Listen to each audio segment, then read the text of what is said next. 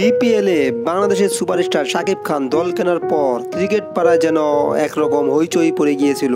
এবারের বিপিএল এ শাকিব খান ঢাকার ফ্র্যাঞ্চাইজির মালিকানা হয়েছেন। অনেকেই বলেছেন ক্রিকেট পাড়ায় শাকিব খানের আগমনে অবশ্যই এবারের বিপিএল এ দারুণ কিছু ম্যাচ উপহার দিবেন শাকিব খানের ঢাকা।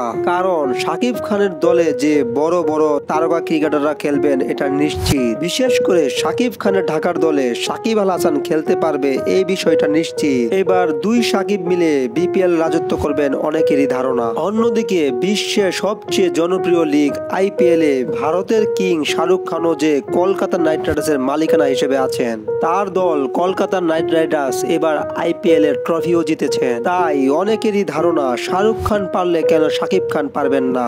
এ মাসেই বিপিএল এর নিলাম হওয়ার কথা। সবকিছু ঠিক থাকলে আগামী ডিসেম্বর মাসে মাঠে গড়াবে এবারের বিপিএল। সব ধরনের খেলার আপডেট পেতে অবশ্যই চ্যানেলটি সাবস্ক্রাইব করে পাশে থাকুন। ধন্যবাদ।